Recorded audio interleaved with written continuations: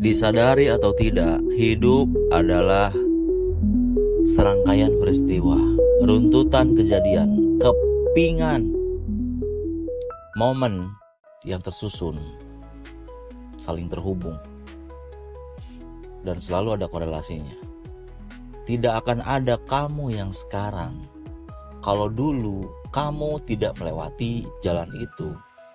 Kalau dulu kamu menolak hal-hal yang kamu tidak suka, yang kamu tidak mau dalam hidup, tidak akan ada kamu yang saat ini kalau dulu kamu gak ngerasain yang namanya patah hati, sakit hati, kecewa, ditinggalin sama pasangan, diselingkuhin, atau apapun itulah. Pokoknya hal-hal yang tidak menyenangkan, yang tidak enak, yang tidak kamu suka tentunya. Dalam aspek apapun, tidak hanya tentang romansa, dalam setiap kehidupan apapun. Kalau dulu kamu tidak mengalami hal-hal buruk, hal-hal tidak menyenangkan dalam hidup, tidak akan ada kamu yang sekarang, tidak akan ada kamu yang seperti sekarang, yang sekuat sekarang, yang sudah terbiasa menghadapi semua itu. Karena kenapa? Pengalaman akan memberikan pemahaman. So, apapun yang terjadi dalam hidup kamu sampai detik ini, walaupun menurut pikiran kamu itu sangat-sangat tidak enak, tidak nyaman, sama sekali bukan hal yang kamu inginkan, bukan yang kamu pikirkan, bahkan kamu sama sekali tidak pernah mengharapkan itu, memikirkannya saja pun kamu tidak pernah. Tapi kenapa tiba-tiba datang ke hidup kamu? Ingat, tidak ada satupun peristiwa dalam hidup yang terjadi secara kebetulan. Kalau kamu sadar, semuanya saling terkorelasi. Kalau kamu sadar, semuanya itu by design. Tidak ada ketidaksengajaan, semuanya disengaja. Ada yang mengatur. Siapa yang mengatur? Ya, dialah sang arsitek semesta. Terlihat seperti tidak disengaja ya. Padahal kalau kamu mau melihat dari sudut pandang energi, semuanya itu saling terhubung. Kita sepakat bahwa kita semua tersusun dari atom. Ya kan? Einstein pernah mengatakan, semesta ini tersusun oleh sekumpulan atom. Ya, kita juga termasuk atom. Atom-atom kita saling terhubung. Kalau di zoom, ya kita itu kan atom. Nah, dalam atom itu apa kan? 99,9% kan isi dari atom itu kan ruang kosong. Jadi sebenarnya kita itu kosong kan. Tapi oke lah, kita nggak usah bahas ke situ ya. Itu akan terlalu jauh ya, karena akan membahas fisika kuantum dan semacamnya. Ada sharingnya dari brother kita yang ada korelasinya dengan video kali ini ya, tentang penyesalan di masa lalu. Mari kita dengarkan sharingnya ya. Ya gini bang, dulu gue nyesel sih pernah PDKT sama cewek yang seperti yang lu bilang, cewek lampu merah. Cuman pada saat itu gue masih bego soal romansa, gue masih bego ya soal cewek. Akhirnya gue pantang menyerah, gue berjuang, tetap ngejar dia, PDKT, walaupun dia cuek, gue tetap berusaha untuk meluluhkan hati dia, berusaha mendapatkan dia. Pada saat itu gue nggak tahu kalau itu ego gue yang meronta-ronta.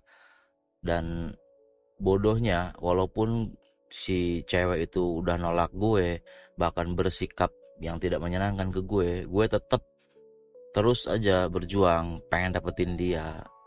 Gue pengen nunjukin keseriusan gue, seolah-olah gue ini beneran suka atau mungkin cinta pada saat itu ya sama dia. Dan akhirnya si cewek itu emang lulus sih bang. Dia mau deket sama gue, awalnya gebetan ya. Terus lama-lama setelah beberapa bulan, mungkin kurang lebih setahun, akhirnya kita pacaran bang. Dan pada saat itu gue nggak tahu kalau dia nerima gue jadi pacarnya itu karena kasihan ya. Cuman waktu itu gue senang aja sih bang.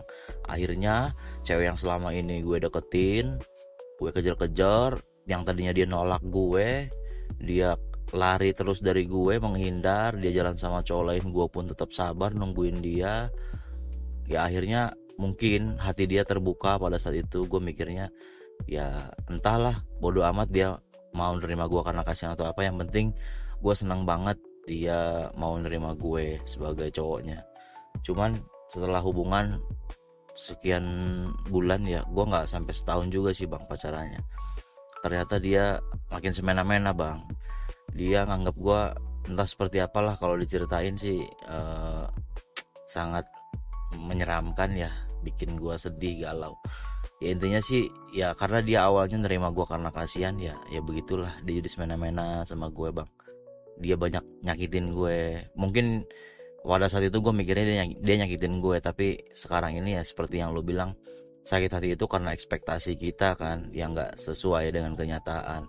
Kita pengen orang lain jadi seperti yang kita mau, yang kita suka. Dan setelah gue sadar sekarang, ya gue nyesel dulu kenapa gue sebego itu gitu ya. Coba dulu gue udah paham, ya mungkin gue dulu gak akan terjebak dalam situasi seperti itu. Ya mungkin itu sering dari gue bang. Menurut lu gimana bang? Apakah gue harus memaafkan dia, atau sebenarnya gue masih menyimpan dendam bang atas perlakuan dia ke gue? Gue jujur aja masih sakit hati sih. Walaupun gue udah pernah dengar video lu tentang itu bang, yang lu bilang sebenarnya wanita manapun gak akan bisa nyakitin kita, kita sendirilah yang mengizinkannya. Tapi tetap aja perasaan negatif itu selalu ada bang. Yang jadi penyesalan gue adalah kenapa gue harus ketemu dia dan kenapa gue harus sebego itu. Mohon tanggapannya ya bang ya. Terima kasih bang.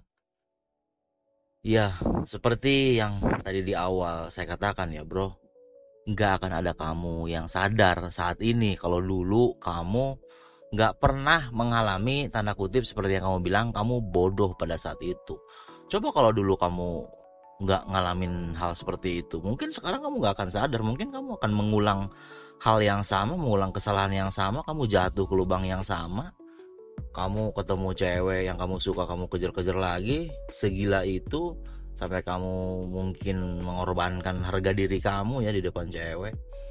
Ya itu pengalaman berharga buat kamu. Harusnya ya si wanita itu dijadikan guru kehidupan buat kamu ya.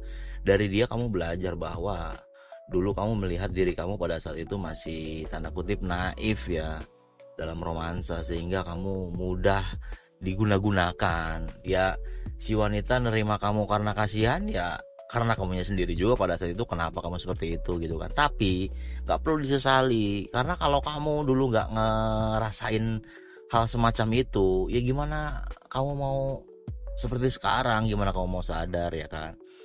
Saya mau sharing dikit gini. Dulu kalau saya gak pernah ngalamin yang namanya disakitin cewek ya, pada saat itu sama saya berpikir seperti kamu. Dulu kalau saya nggak pernah namanya diselingkuhin, ditinggal nikah. Saya pernah ditinggal nikah 3 kali sama mantan pacar saya dulu. Pokoknya kalau saya nggak pernah mengalami hal-hal yang tidak menyenangkan, yang tidak enak, yang tidak saya mau dan tidak saya suka dalam romansa ya saya nggak akan ada di sini sekarang bikin konten video di channel ini. Nggak akan saya ada di sini buat ngejawab pertanyaan kamu. Nggak akan ada. Channel Pria Belajar ini gak akan ada kalau dulu saya gak pernah mengalami hal-hal demikian ya. Jadi intinya yang ingin saya sampaikan adalah hidup adalah tentang perayaan. Karena hidup adalah perayaan, maka rayakanlah hidup kamu. Gak usah berpikir aneh-aneh ya, gak usah mikir macam-macam. Kita punya peran masing-masing di semesta ini. Setiap jalan apapun yang kamu lalui, mau itu enak atau tidak enak, pasti akan ada keterhubungan di masa depan. Kalau saat ini kamu ngerasain hal-hal yang mungkin menurut kamu tidak suka, kamu tidak harapkan, tapi ingat, semesta sedang memoles kamu atau sedang mempersiapkan kamu, sedang membuilding kamu menjadi sosok atau karakter dan kepribadian yang luar biasa di masa depan nanti. So hidup gak perlu disesali, karena hidup adalah perayaan, maka celebrate your life. Oke, terima kasih waktunya, terima kasih sudah menyimak, terima kasih juga sudah menonton, terima kasih atas pertanyaannya dan sharingnya. Kita ketemu lagi di episode yang lain ya. Kalau kamu ada pertanyaan atau sharing atau mau curhat apapun itu, silahkan DM saya atau kolom komentar ya. Tulis aja di kolom komentar. Nanti saya akan buatkan video di dalam bentuk konten ya seperti ini. Oke, ingat untuk sehat selalu dan bahagia selalu. Sekali lagi, celebrate your life.